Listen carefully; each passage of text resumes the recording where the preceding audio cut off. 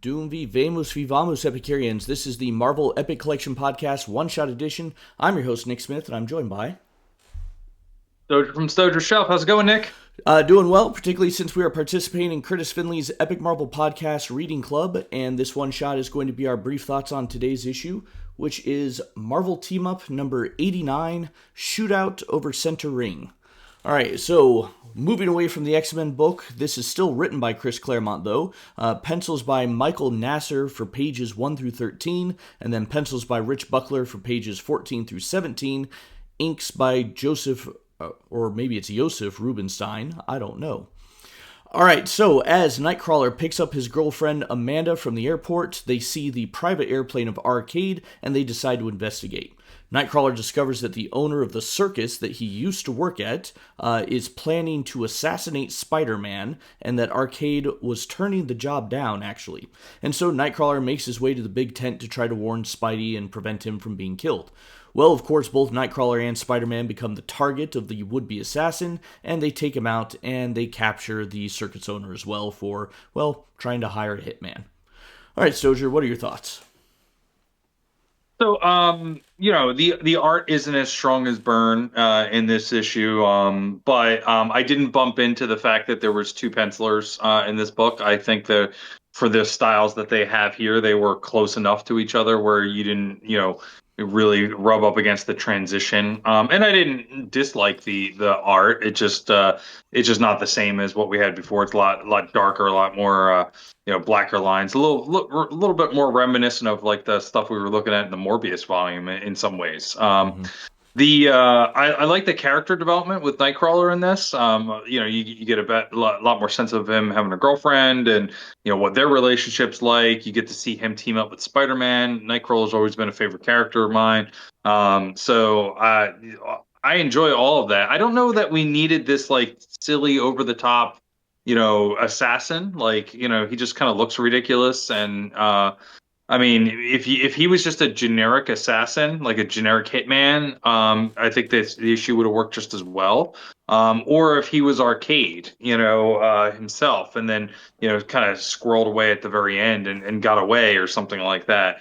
I think that also would work well. And then you talked a little bit about how this was this is Nightcrawler Circus. Like I didn't know circuses were intercontinental, and so if they're not intercontinental, then why are all the X-Men all of a sudden from New York? Like we went from like this multicultural, Storm from Africa, Nightcrawler from Germany thing, and now all of a sudden like they have all this U.S. roots.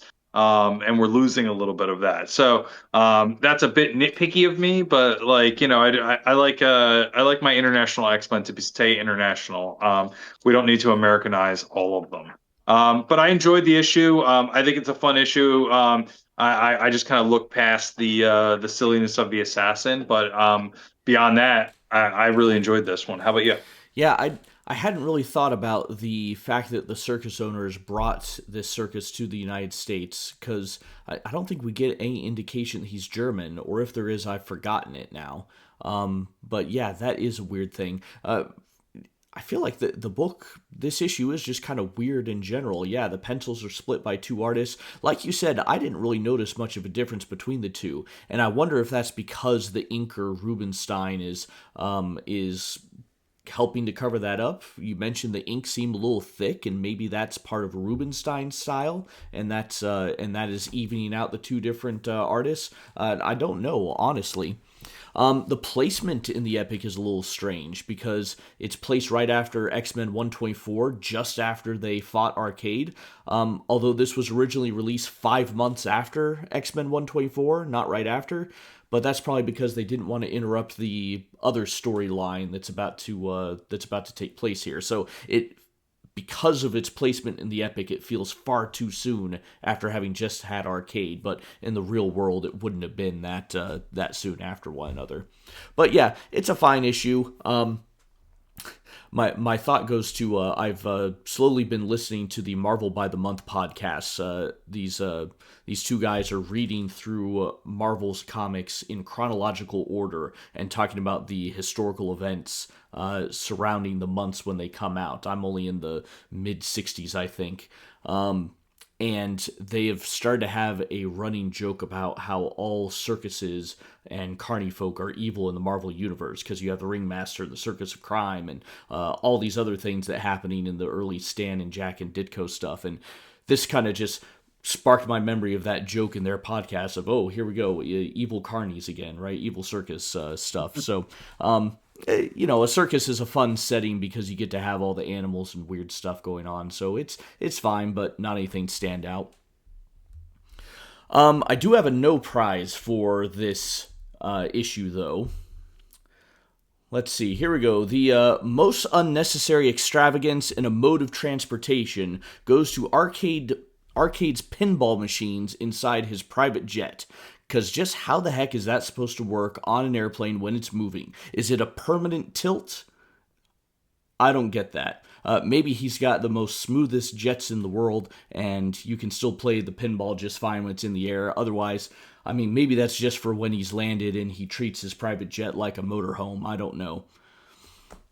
I mean, it might have those self-balancing gimbal type things where like they have with the cameras when you walk around with things. Maybe he was just ahead of his time. Maybe, yeah, he's so invested in the pinball machine that maybe he's got that going. I don't know. That just seemed like an odd extravagance to me. All right, Stojer, any other final thoughts? No, I'm good to move on. We're looking forward to getting into the next issue, which is the King Size X-Men Annual, and then after that into the sort of the storyline that this epic's named after. So. Yep. All right. So as always, guys, if you've enjoyed our thoughts, follow us on YouTube. We're going to read, rate, and review a full epic collection, trade paperback once a month, plus these daily one-shots. Follow us, like, subscribe, all that typical algorithm play to stuff. Let's just move on. All right. See you guys tomorrow.